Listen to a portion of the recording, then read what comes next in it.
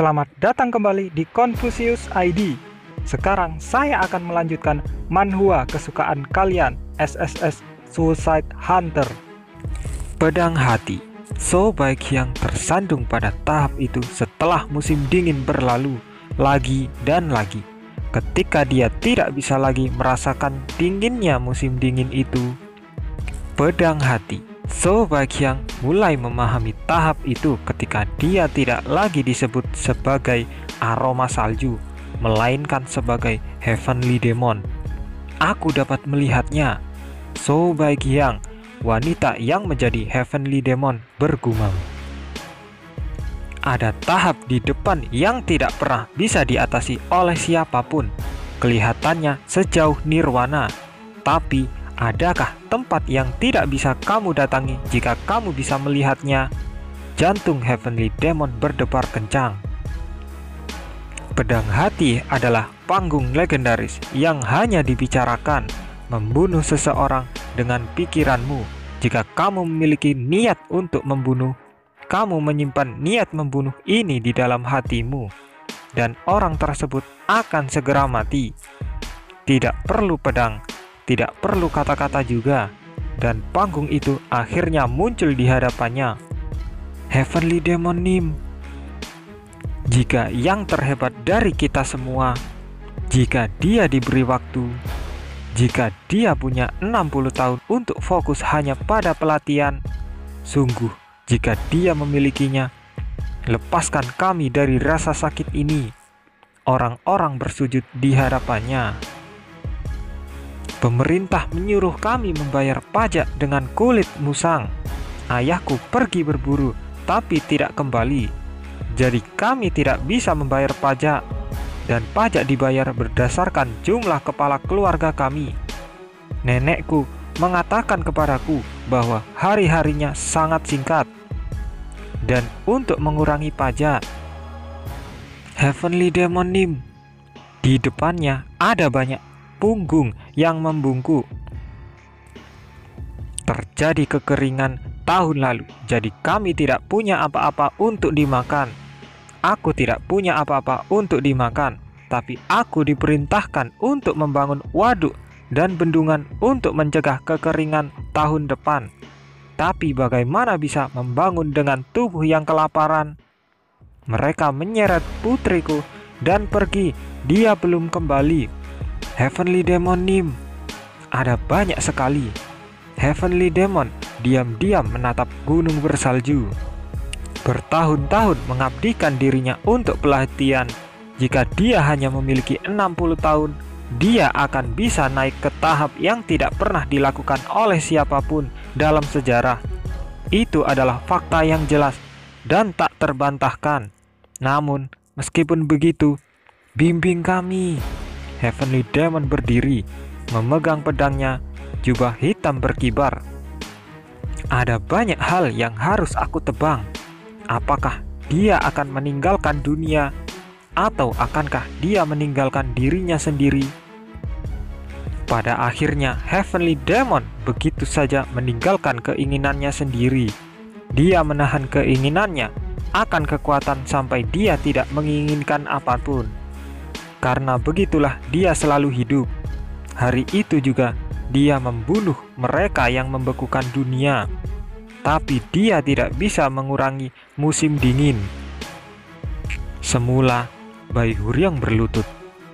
Tidak mungkin seorang seniman bela diri meminjam mulut orang lain untuk pertandingan.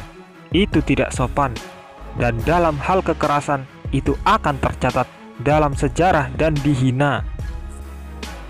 Ini pertama kalinya aku melihat Baihuryang dengan postur seperti itu. Dia hanya duduk dengan sopan di lapangan bersalju. Aku menyadari bahwa itu adalah kesopanan yang dia tunjukkan kepada lawan yang dia akui sebagai saingan yang layak. Tapi meskipun aku tahu ini konyol, aku tidak punya pilihan selain meminta lawan. Sword Emperor menatap lurus ke arah Master. Aku disebut Sword Emperor. Di dunia 1000 pedang, aku secara resmi diakui sebagai orang nomor 1. Ini mungkin tidak sopan bagiku, tapi aku meminta pertarungan verbal di antara kita." Kemudian dia menundukkan kepalanya. "Murid," Master berkedip, "ayo jelaskan langkah pertamamu. Pertandingan sudah dimulai." Tentu saja mata Master tidak bisa melihat Bai Huryong. Dia tidak bisa mendengar kata-katanya. Dia juga tidak bisa melihat busurnya. "Master, apa itu? Kamu tahu kalau aku bisa menggunakan beberapa teknik aneh. Apakah kamu mengacu pada teknologi apa yang menghidupkan kembali Jiangxi anak-anakku dan jalan yang benar?" Master tertawa. Tawanya tenang, seolah akan segera hilang. "Aku memutuskan untuk tidak menanyakan apapun padamu. Diam adalah kebajikan. Mungkin kamu adalah utusan yang dikirim oleh Kaisar Langit yang mengasihaniku." Master tersenyum saat kepalanya bertumpu pada pahaku. Saat dia tertawa, kepalanya sedikit menggeleng. Dari gerakan itu, aku tahu bahwa dia menjadi lebih ringan. Ada teknik lain yang bisa aku gunakan. Waktu Master hampir habis, aku harus mengatakan hal-hal sesingkat mungkin. Teknik ini melibatkan pemanggilan hantu. Hantu di sampingku sekarang adalah ahli bela diri yang terampil. Di dunia lain, dia disebut yang terhebat. Hah? Seniman bela diri terhebat di dunia lain? Luar biasa. Master mencibir. Sepertinya dia menganggap itu lelucon yang lucu. Baiklah, karena itu adalah hantu pertarung yang hebat di dunia lain yang dipanggil muridku. Aku akan memperhatikan. Aku akan dengan senang hati menerimamu sebagai lawanku untuk pertandingan kecerdasan. Aku melihat ke Bai Huryong. Bai Huryong terus duduk diam. Baik, jenis gerakan apa yang ditawarkan hantu nomor 1? Dia bilang dia akan menyerahkan gerakan ke Master. Dia berkata bahwa dia akan memberi 3 gerakan pertama kepadamu, Master.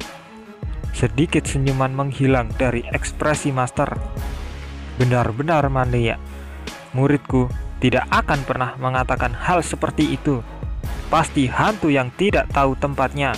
Kemudian dengan pedang kelima dari 12 pedang naga awan, pedang cepat naga keluar, aku memutuskan titik darah air. Langkah pertama, aku akan menggunakan bentuk ke-6 dari jurus naga bumi, naga gua Sungai Barat, melakukan gerakan tipu dan kemudian mundur dengan langkah awan mengambang. Bai Huryong menanggapi tanpa ragu-ragu. Aku tidak tahu apa itu 12 pedang naga awan maupun gaya naga bumi. Satu-satunya hal yang aku tahu adalah Infernal Heavens Demonic Art. Aku hanya dengan tenang mengonsumsikan pertarungan mereka dengan mulutku. Dia menggunakan bentuk ke-6 dari jurus naga bumi, naga gua Sungai Barat, melakukan gerakan tipu lalu menggunakan langkah awan mengambang untuk mundur. Master mengerutkan alisnya. Kalau begitu, aku akan meledakkannya dengan bentuk ke-7 dari seni misterius tertinggi. Reaksi yang diharapkan. Aku harus menghindarinya dan melakukan tipuan dengan gerakan kedua dari 6 serangan tinju. Serangan lembar ganda. Alis Master yang anggun sedikit berkerut. Aku akan menyerang dengan bentuk ke-6 dari 6 pedang kuburan yang sama, pedang disinterment. Aku menggunakan Perching Duck Kickku. Aku melangkah mundur dengan All Blossom Chaotic Step. 3 putaran berakhir dalam sekejap.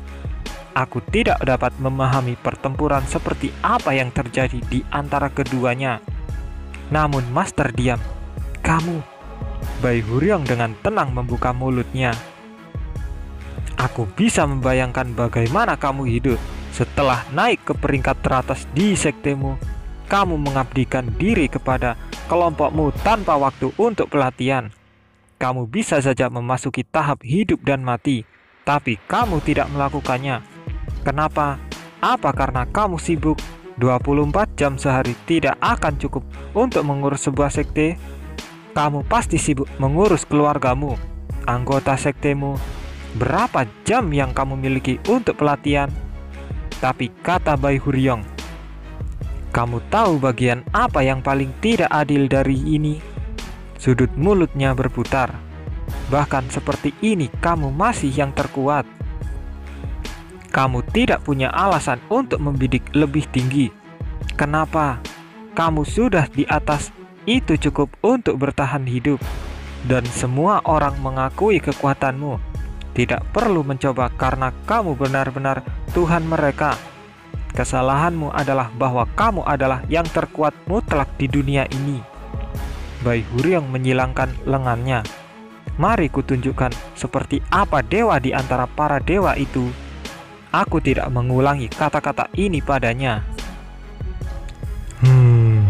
Master perlahan mengangkat kepalanya. Tubuh ringannya sedikit bersandar pada tubuhku.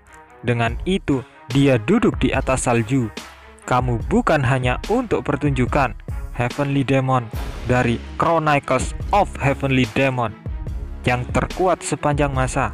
Kultus iblis. Tentu saja, kamu pikir aku ini siapa? Sword Emperor dari dunia 1000 pedang. Makhluk terkuat di bawah langit, Sekte Justice. Baik, aku akan menganggapmu serius. Datang padaku. Pertandingan seni bela diri itu dimulai. Aku menggunakan bentuk pertama Flaming Blood Dragon, ledakan ascending untuk menyerang dagumu. Kamu tiba-tiba bertindak seperti Sekte Justice untuk beberapa alasan. Dengan momentum ke atas, aku akan menggunakan 8 teknik naga awan besar selama 1 detik. Sementara satu tangan sedang mengepal, tangan lainnya memukul 1 putaran. Aku akan menggunakan bentuk ketiga dari pedang pembunuh serangan cendekia untuk menyerang titik musim semi keberuntunganmu dan membunuh momentum ledakan ascendingmu. Oh, menarik. Apa yang harus aku lakukan? Haruskah aku menerima atau baiklah, aku akan menggunakan Please Life and Death bersama dengan Cove Charge Treat. Belokan lagi. Saat pertarungan kecerdasan berlanjut, Master mulai kehabisan nafas.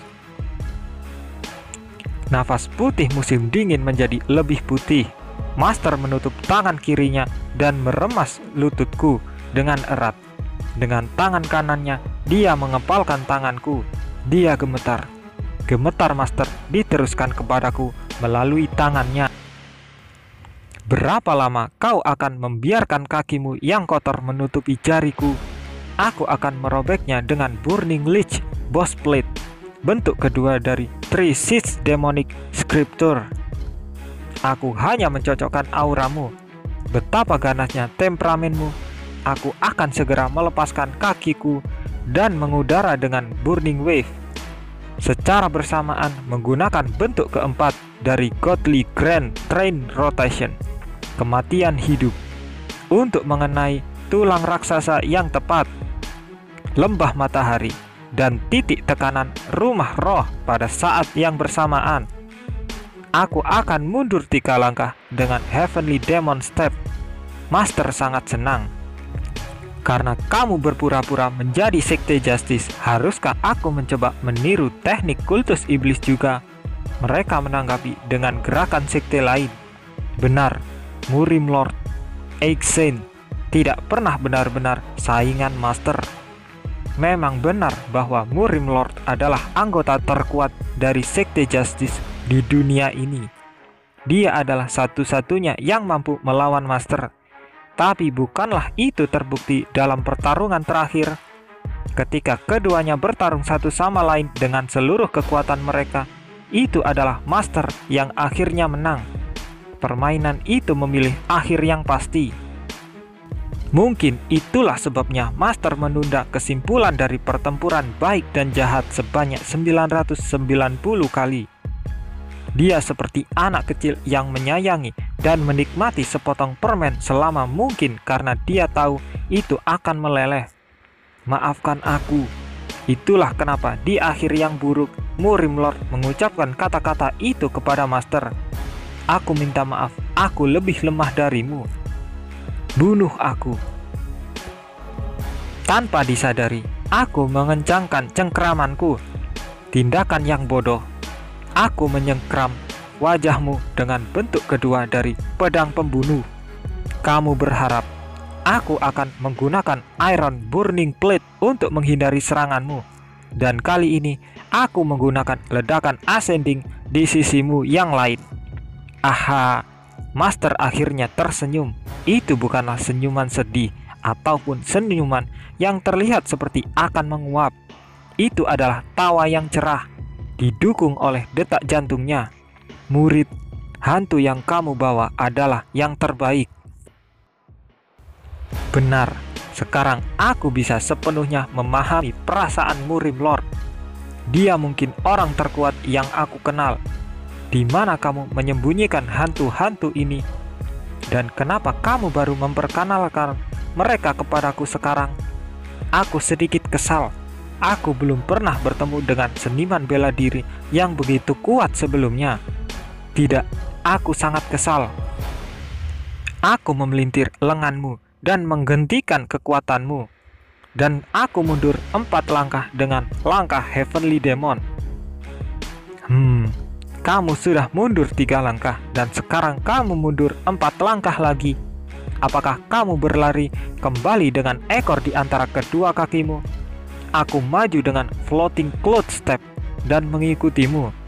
Lalu menggunakan Sudden Midsummer Rain.